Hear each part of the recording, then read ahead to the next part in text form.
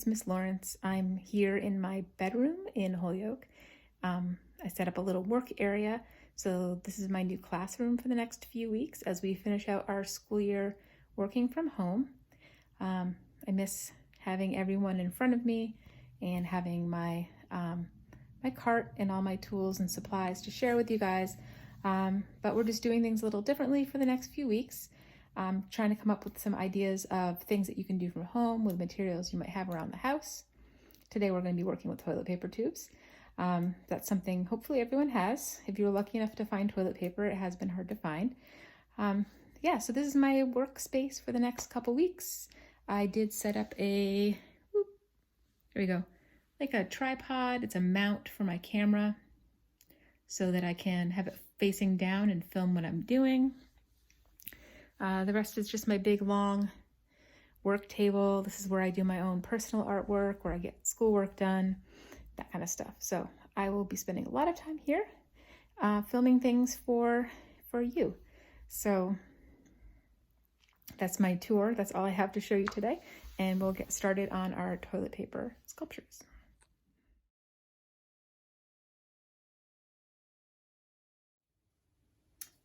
Ever since we've been stuck at home or quarantined or sheltering at home, whatever you want to call it, I've been saving toilet paper tubes. This is something that people use in crafts a lot, but they are actually a really good building tool because they are kind of uniform in shape. So pretty much toilet paper tubes are all the same size. You can stack them, you can attach them different ways. I did a little searching online, some Googling about toilet paper tube sculptures, and I came up with a whole bunch of different ideas. I tried to pick 3 really simple ones that you don't really need much in the way of supplies. One of them, you literally only need a pen or a pencil. Another one, if you do have some glue, a glue stick will work. Or some white glue, like the kind that you squeeze, that would work probably better. I didn't have any of that glue, so I used a glue stick and it still worked. That's another project. And then the third project is just involving some cutting and some marker or pencil or pen, whatever you have. Even if you don't have a pair of scissors, you probably could rip. Let's see if these are, yeah, these are definitely rippable. You could rip if you wanted to. They come apart into big long strips. So basically I challenged myself to come up with 3 different ways we could use toilet paper tubes in making art. So I did 3 and I filmed them and explained what I'm doing, but I don't want you to feel limited to my ideas because we all have our own kind of like aesthetic or skills, technique. I tend to make a lot of characters. I like to draw different characters, so mine are kind of face focused. But yeah, toilet paper tubes can be put together in so many different ways. So my challenge to you for this week, if you choose to do this project, is to get some toilet paper tubes. Maybe you have some lying around your house. Check your recycling bin. Just keep an eye on the toilet paper. If it starts to get low, let people in your family know that you're saving these, and see what you come up with. Like, you guys are a million times more creative than I am, so I hope that you just take my little ideas and just go with it. Do your own thing or copy mine, whatever you want to do. As long as we are creating, just remember when we are creating, people think of it as like a brain break, but it's really not a break. You might feel like a break, but you're still using your brain a lot when you're making art. It just doesn't always feel like it because it can be relaxing, it can be fun, but you are using your brain in many different ways. You're making new connections up there. You're working on your problem-solving skills. Yeah, there's so much going on when you are working with materials and coming up with ideas and putting things together. So my challenge this week, see what you can do with toilet paper tubes, even paper towel tubes if you have some. See what you can come up with. I'm already starting to see right here Where's my marker? I have a marker. I don't know, this looks like a little woman with some kind of a crazy ponytail.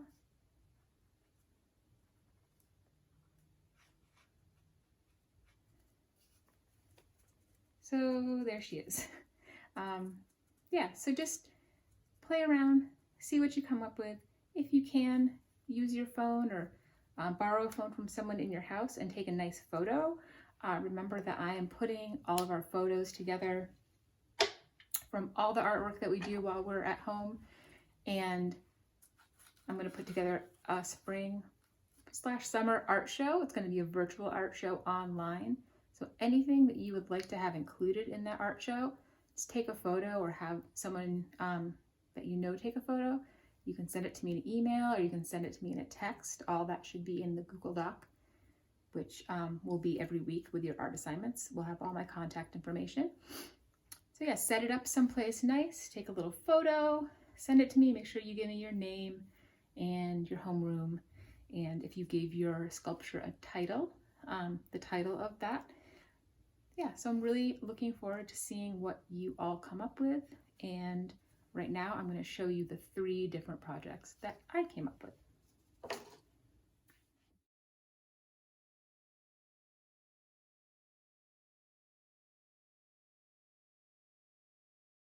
I found these sculptures online and I thought they looked easy, but as you will see from my video, which I sped up a little bit for you, it was actually pretty frustrating. I ended up doing 3 altogether.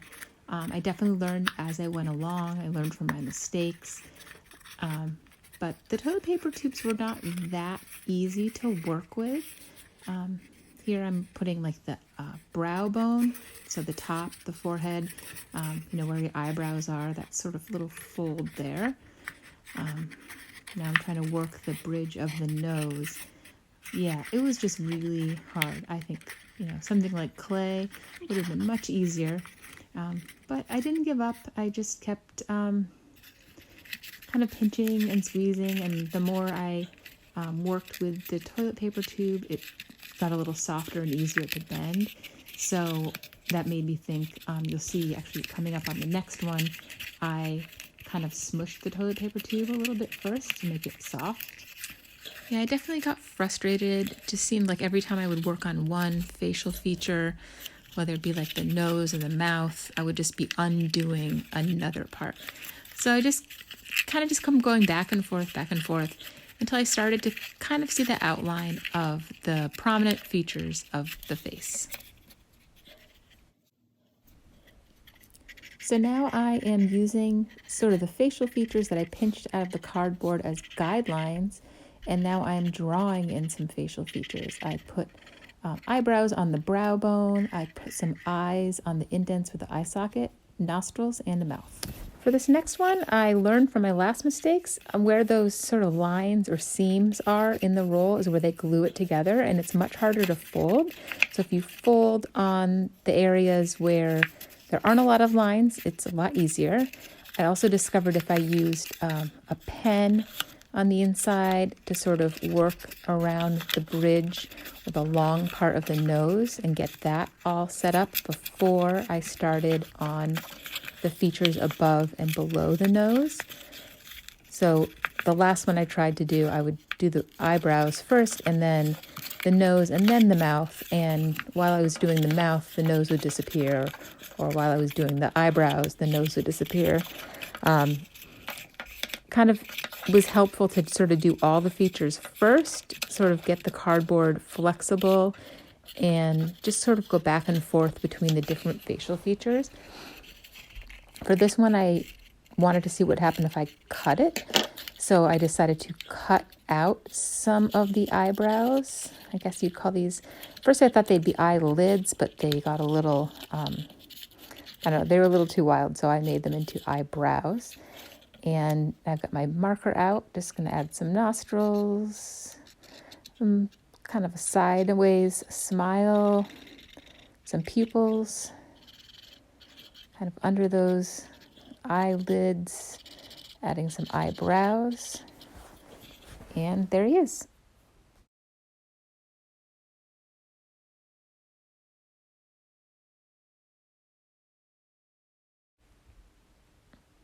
All right, here's my final guy. Kind of got him all, the cardboard of the toilet paper roll all softened up. Just creating those final kind of touches on his nose. He has a pretty heavy brow bone. Add in some nostrils. His mouth, sort of the bottom of the toilet paper tube has become his mouth for this one. Throw in some pupils, eyebrows, and there he is.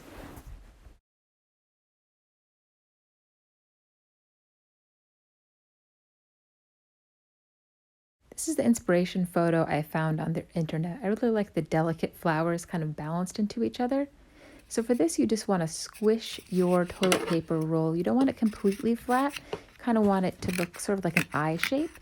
And then you're just going to start cutting strips and letting those strips sort of stay in sort of like a leaf or petal or eyeball shape. Just cut your whole toilet paper tube up until you have a nice pile. And then one at a time, we are going to start attaching the petal, like the flower petal shapes, to one another. I used a glue stick. You could use some white glue. You could even use some tape to tape it together. The glue stick worked okay. I think the white glue might have been a little easier to use. You just have to be patient and kind of give it a little squeeze. Hold it together maybe for a few seconds. And just give it a few minutes to sort of dry in between. I did speed this film up so you didn't have to see the whole process in real time, but I did allow a little bit of time in between adding each petal to the flower to sort of let that glue do its thing, set up and stick.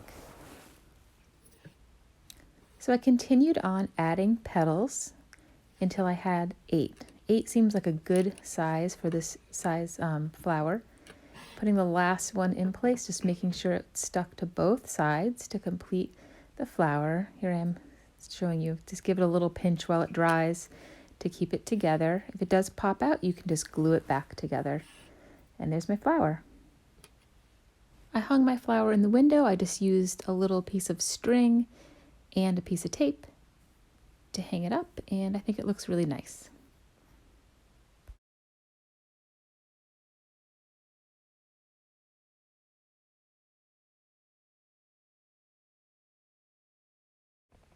So this is a 3D figure. It's not completely three-dimensional. It's not like we're sculpting out of clay, but we are using the toilet paper tube as a surface to draw on and cut into to create sort of a drawing that can stand up on its own and does have some three-dimensional parts to it. Like I'm cutting this head out, and then I'm using the cardboard that is around the head. I'm cutting down into it, kind of bending where the shoulders would be and bringing those pieces down to create arms. It's a little piece, little extra piece there. That works. And then I can just trim the rest off of the back. We don't need that. You could turn it into something if you wanted to, but for this little guy, I'm just going to trim it off the back. And then I'm just going to use my black marker and add in some details, some facial features, kind of flesh out the rest of his body. I do have the arms, but the rest of him is going to be drawn. It's really just kind of like a drawing that we're able to stand up because it's on the tube. Just doing something really quick. You could go really, really detailed. You could do a lot of detailed cutting, a lot of detailed drawing.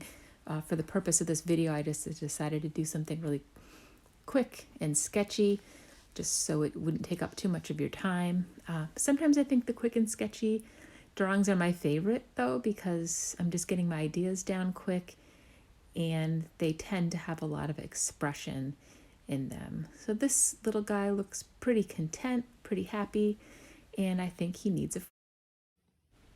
So for this cat, I decided a different approach. I started by drawing the head upside down on the toilet paper tube, So carefully cutting it out. Sometimes these little scissors work best. You can get around all the corners. I didn't want to accidentally cut off one of the cat's ears.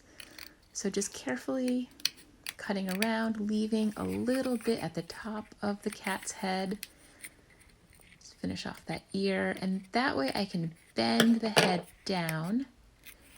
The ears will stick up and kind of lets the head sort of pop off of the body, so it kind of sits in front of the body. I'm going to trim this off, but I'm not going to go all the way around like I did on the other figure. I'm going to give a little room in the back because I want to add a tail. So for this I wanted to be careful, so I thought I'd draw it on first to get it to be the shape that I wanted. Then just again, just like with the head, I'm going to carefully cut around. I could, be a lot neater, a lot more careful with this, but I just want to do just a quick example.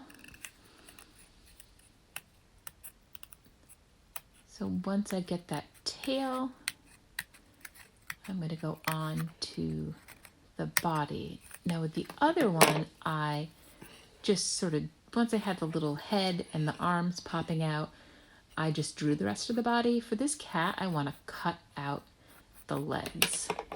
Kind of a tall cat here, but I'm going to cut out the space on the front that kind of meets the chest and the area between the two front legs.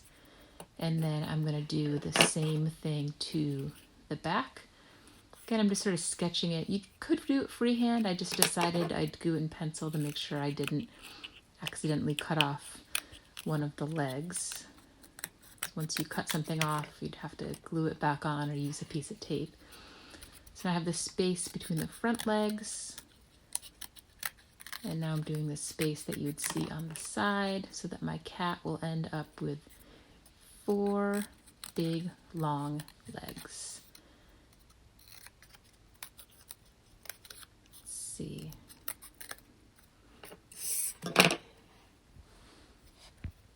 All right, and there he or she is. So now I'm adding some detail to my cat with a Sharpie marker and a regular felt tip marker. Just adding some stripes, some black. I'm coloring inside because remember you can see into the toilet paper tube, so you want to make sure everything is colored. So here is the cat and the other little figure that I made earlier. And here are our wrinkly faces, our flower or our petal sculptures. And here's everything that I made today. I'm looking forward to seeing what you create.